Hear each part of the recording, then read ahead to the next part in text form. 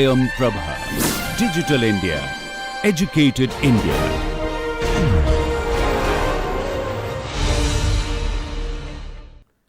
Hello students, welcome to this lecture.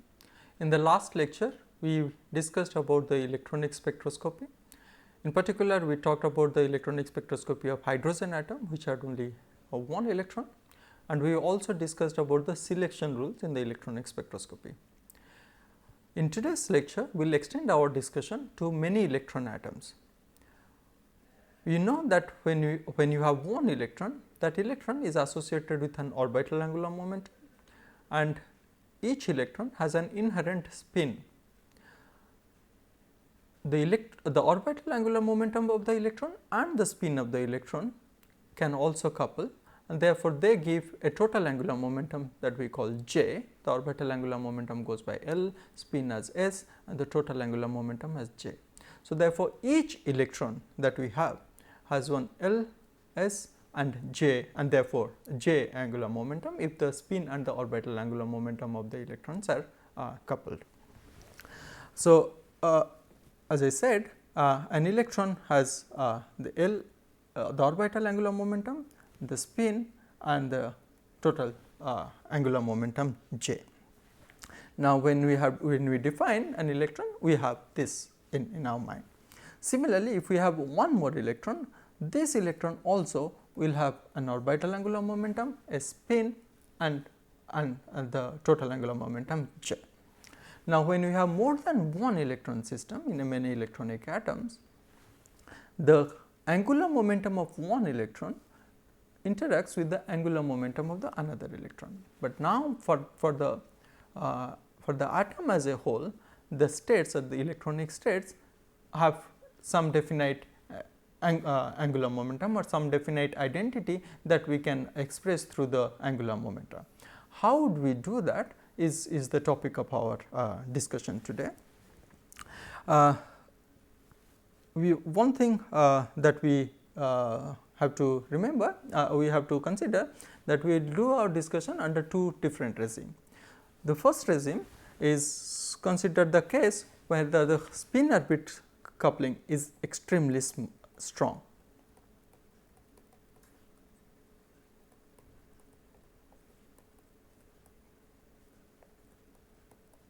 So, when spin orbit coupling is very strong, that means L and S of one electron are heavily coupled with each other. So, therefore, J becomes a dominating quantum number.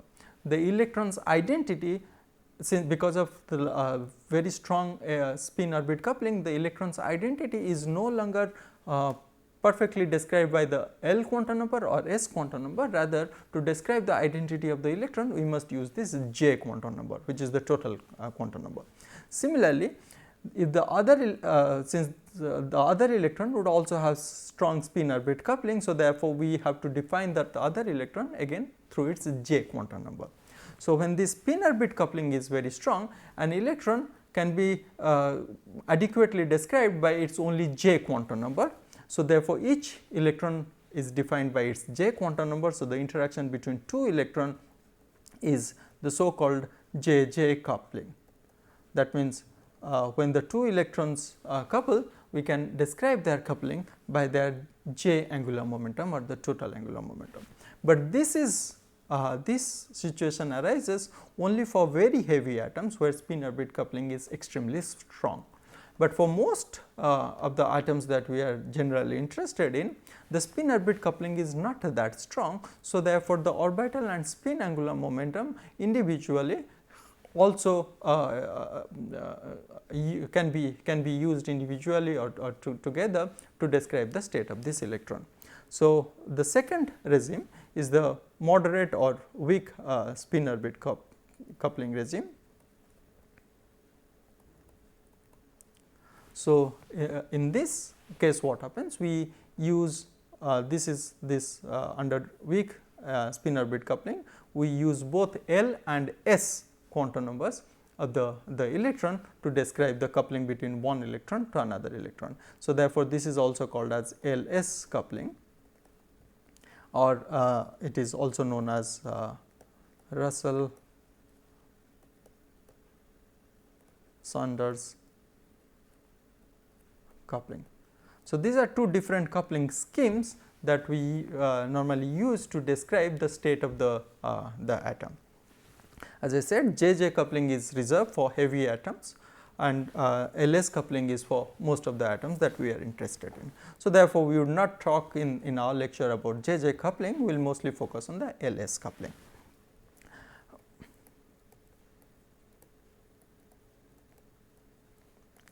While discussing LS coupling, we have to distinguish the systems into two different classes, where one class belongs to when the two electrons are equivalent, or the equivalent electron regime, the equivalent electron description, or non-equivalent.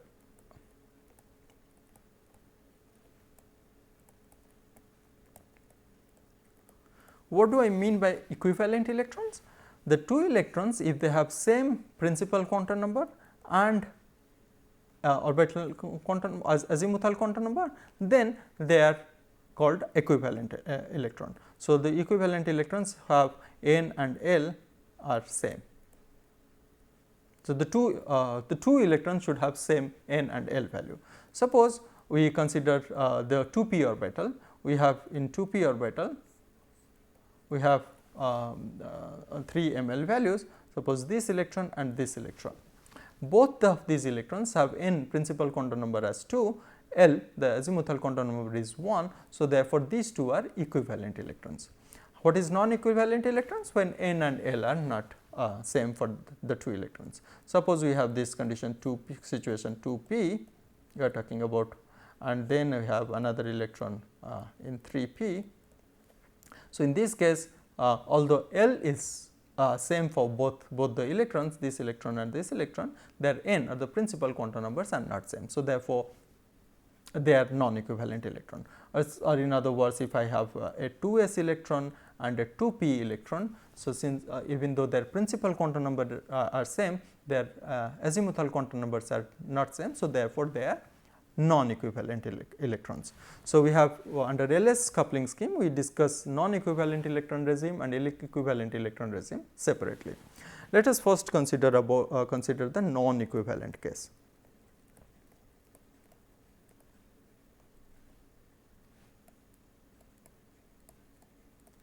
So, when the two electrons are non-equivalent, that means they have the NL values of one electron is not necessarily same as not same as NL values of the other electron. In those case, what would be the total angular momentum of this system which has two electrons? To do that, we normally do this, that our total angular momentum of the system which has more than one electron is the sum of the individual angular momentum of the individual electrons, and the total spin is sum of the spin of the individual electrons. In particular, we will discuss the addition of the concept of addition of angular momentum. We discussed when we were talking about angular momentum part. We see that once we define an operator as angular momentum operator, of course, there are a certain criteria as to define how to check that an operator is an angular momentum operator.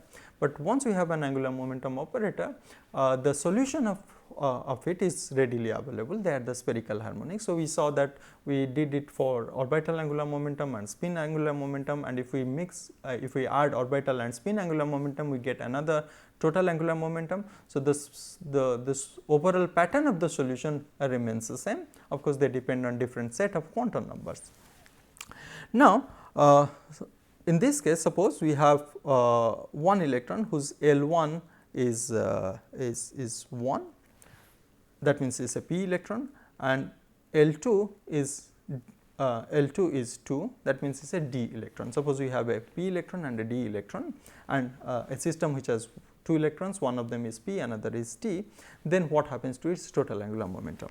The total angular momentum is given as the following rule: L1 plus L2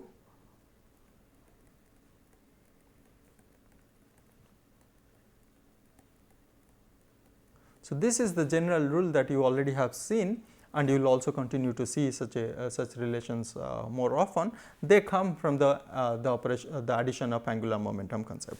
So, now coming to this, when L1 is, for coming to this example, when L1 is 1, L2 is 3. So, the angular momentum of this combined system becomes 2 plus 1 3, 2 minus 1 mod 1. So, therefore, 3 2 and 1. In the step of 1 we are decreasing from 3 to 1. So, therefore, L is 3 to 1. So, when L value is 3, when L value is 1, we call it as a p p state, or when L is 2 we call it a D state, or when L equals 3 we call it an F state. So, note the orbital representation was in the small case, and the states, the electronic states that we are getting, they are represented in the capital letter case. Now, not only these two electrons have definite orbital angular momentum, that they also have spin. So, of course, the spin of the electrons are half. So, therefore, the total spin of this system goes as S1 plus S2 to S1 minus S2 mod. The relationship is same, but of course, in this case, since S1 and S2 are same, so therefore, we have 1 or 0. So, 1 is referred to a triplet spin multiplicity, 0 is referred to a singlet spin multiplicity. The spin multiplicity is if this is S equals 0, the spin multiplicity is given as 2S plus 1.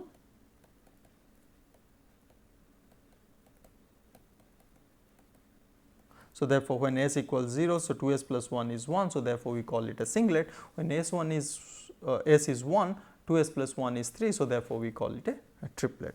So, now the total orbital angular momentum of the system, which has 2 electrons, one is p, another is d electron, can be either f, d or p. The total S, the total spin multiplicity of the system can either be a triplet or a singlet. So, therefore, we combine the spin part and the special or the orbital part, and write down the states that we have are either we have triplet F, singlet F, triplet D, singlet D, triplet P, singlet P. So, we have F, we have D, we have P values of L, and for each case we are having a triplet state and a singlet state. Now, this is the defining the L and S. So, this is how we define. We write the spin multiplicity in the left superscript of left superscript. We represent the total orbital angular momentum as capital letter here for atoms, and then we have, as we know that we have, when we have an individual electron, we have L S and the total angular momentum J, which is the sum of the two. And similarly, here also we have the for a given value of L and for a given value of S, we can also have some J value, because J vector or J angular momentum is given as L plus S, and the values of J goes from L plus S to L minus S mod in the step of 1. So, now consider triplet F. Triplet F, what is its L value? L value, since it is F, so L value is 3. What is its S value? Since it is a triplet, of course, I know S value is 1. So, L is 3, S is 1. So, what happens to L plus S? L plus S is 4 and L minus S mod is 2. So, therefore, triplet F will have 3 different values of J. What are they? Triplet F 4, triplet F 3, triplet F 2. These values 2 or 3 or 4, these are what we write in the right hand side subscript are the J values. So, the general way of writing, so the state of an atomic system is 2s plus 1 L J. So, this is the general way we write.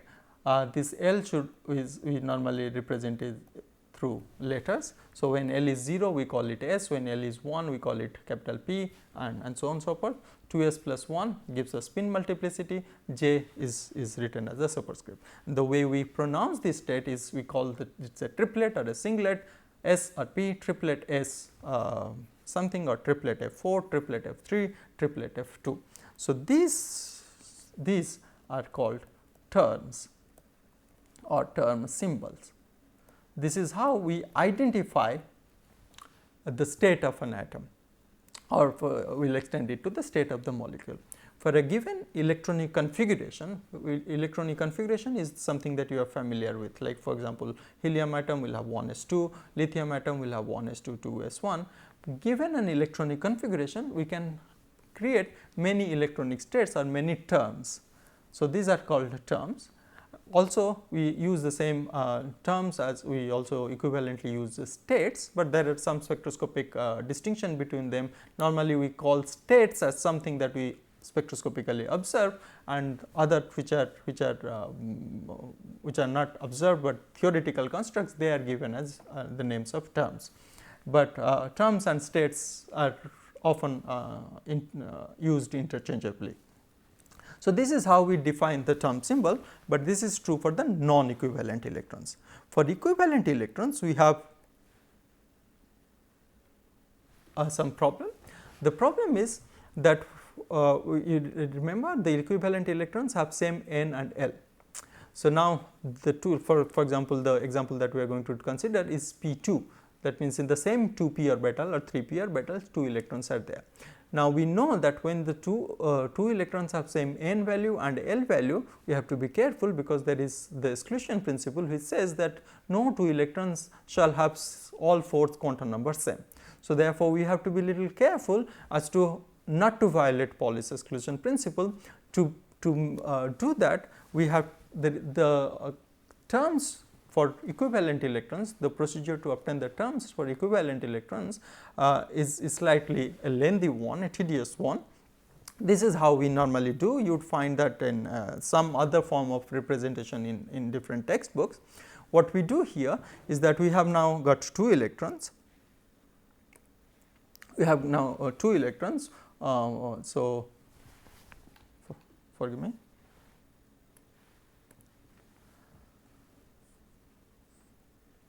So, 2 electrons in these orbitals, and how we are putting these 2 electrons. So, this is the first line tells ml values of the first electron, the second line tells the ml value of the second electron, the third line tells the ms value of the first electron, and similarly second electron. Look what it says here. Of course, both the electrons have same L value and same N value, that is why they have their equivalent electron. So, they are different only in their ml and ms values.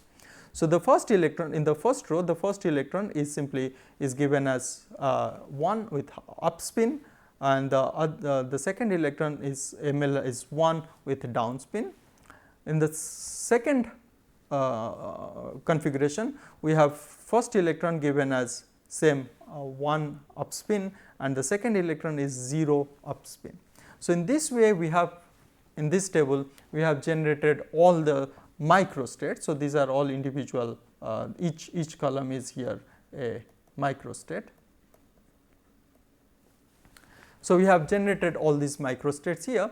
There are 2 points to remember when we construct these microstates. So, you can imagine, you can on your own you can take different possible combinations and carry out.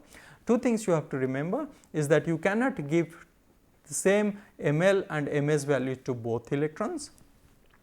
For example, we cannot have here instead of writing minus half, we cannot have it plus half, because that will be violation of Pauli's exclusion principle, because already electron 1 has our ml value of 1, ms equals plus half. So, we cannot have the electron number 2 as ml equals 1 and ms equals plus half. So, therefore, it has to be ms equals minus half. That is one thing. The other thing is that you also have to keep in mind that electrons are indistinguishable. So, you cannot have two different configurations which are simply similar to each other except for the label of the electron, because we the ML1 or ML2 is for our convenience. Once the molecule once an atom is there, all the electrons are indistinguishable. So, we have to keep these two things in mind and write down the possible microstates. Now, once we have defined the set of states here, we calculate the sum of the ML values the way it is done here. So, it is simply addition of ML1 plus ML2. So, you can see this column is sum of ML. This column here, sorry, this row here is the addition of the MS values. So, here MS is plus half in the first, MS is minus half. So, therefore, the sum is 0 and so on so forth. You can check this. Now, we have this many pairs of ML, MS values. What has been done here in this table, the ML and MS values have been rearranged so that to show some things here. You see, we have collected MS as all 0, where ML going from 2, 1, 0, minus 1, minus 2. So, when ML is going from 2 to minus 2, that reminds you that you have 5 ML values. So, that means L must be 2, or that must be a D type of configuration. So, therefore, we call this 5 as D, and since their spin is 0, so it is singlet. So, therefore, it is a singlet D. Similarly, in these cases you see there are 3 P states, they are the triplet P's, and finally, a singlet S based on the L value and ML values and your MS value. So, this way we see that out for P2 electrons we have singlet D, singlet triplet P and singlet S are the terms that we expect for equivalent electrons P2. Of course, we see that this process of doing it, if you have to construct a D2's term symbol, it would be even more tedious. So, what we would do is that we would use symmetry arguments to obtain the term symbol for equivalent electrons, and this argument is more general and it is very quick to obtain the term symbol. So, suppose now we are considering P2 system. So, therefore, 2 electrons whose L values are N and L values are same. So, L1 is 1, L2 is also 1, because these are 2 P electrons. Now, the way we do is that we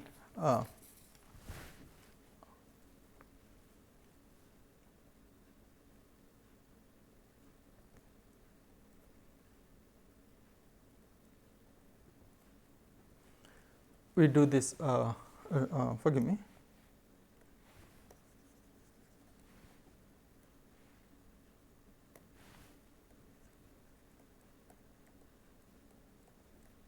We take the direct product corresponding to the orbital angular momentum part. So, we see that since L1 is, and we know what the result is, we have already discussed this.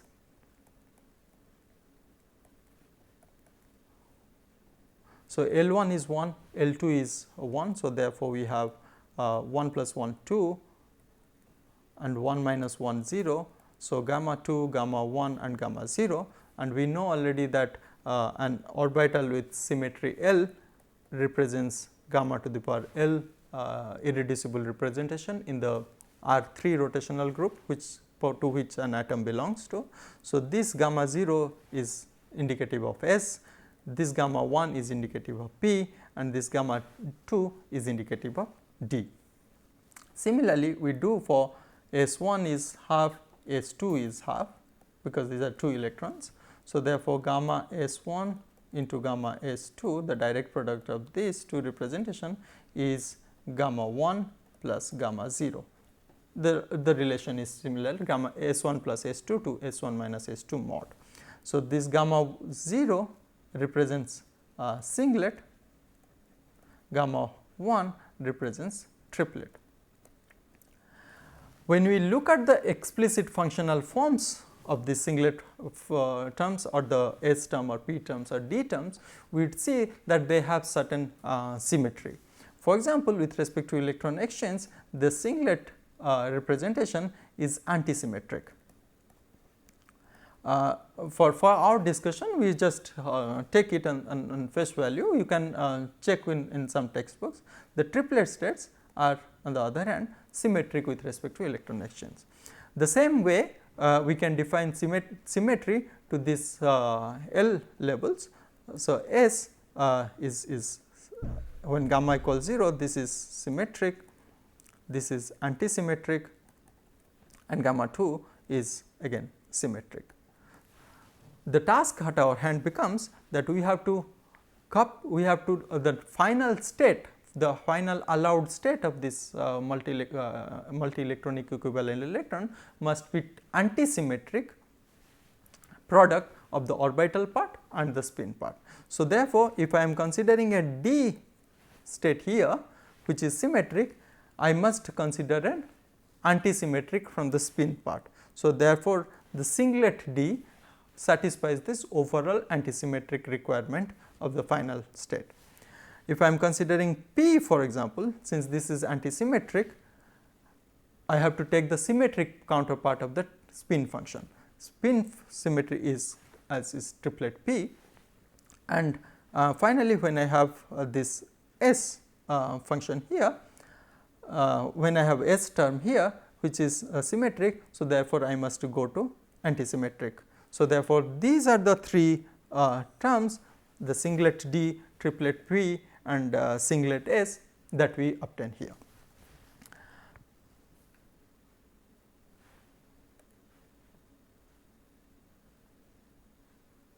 And just to remind you, the longer procedure that we adopted by writing down all the microstates also had the same singlet D, triplet P and singlet S.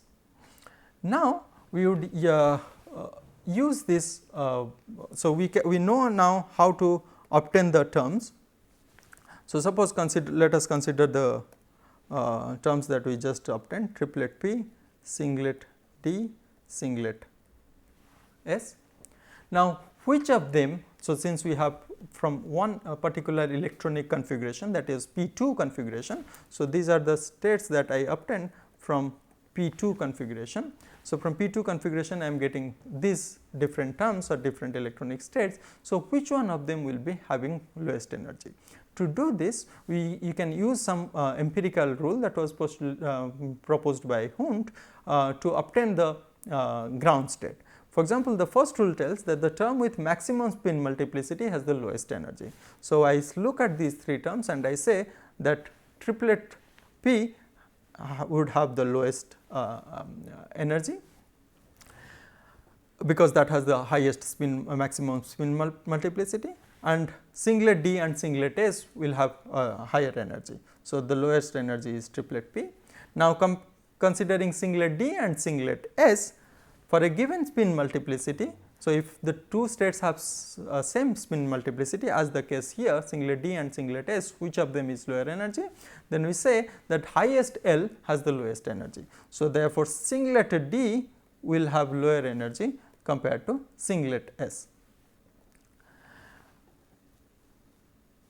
And when we have triplet P, for example, let us consider triplet P. What are its J values? We know L for triplet P, S is 1, L is 1. So, therefore, J values are L plus S to L minus 1. So, therefore, 2, 1 or 0. So, I have triplet P 2, triplet P 1, triplet P 0. So, therefore, this triplet P has 3 terms further. How would I know which of them is lower in energy? To do that, I have to check the rule number 3. It says when a partially filled orbital is less than half full. Is it the case? Because I have P2 P orbital and it has got 2 electrons. So, I can have 6 electrons in P2, half filled will be 3. So, this has less than half filled. So, therefore, if it is less than half full, then the component with smallest J has the lowest energy. So, I see triplet P2, triplet P1 and triplet P0. Of these 3, triplet P0 has the lowest J value. So, this is lower energy, triplet P2 is the highest energy and triplet P1 is the middle energy. So, this way we see that triplet P is the lowest state, and of this triplet P0 is the lowest state in for this P2 example. Hund's rule is an empirical rule which to a great extent agrees with the experimental observation, but its agreement with experimental observation is remarkable to obtain the ground state. Most of the times it predicts correctly, but relative ordering of the states is sometimes gets violated compared to the Hund's empirical formula, but so far as the ground state is concerned, we can reliably use this to define which of these states is the ground state. So, in today's lecture we started discussing about the electronic spectroscopy of many electronic system. In particular, we saw that when we have more than one electron, the electrons start coupling with each other. So, therefore, the identity of the net electronic state changes, and how we can use the coupling of angular momentum concept to define the state of this multi-electronic system. We will continue our discussion on electronic spectroscopy in the next class. Thank you for your attention.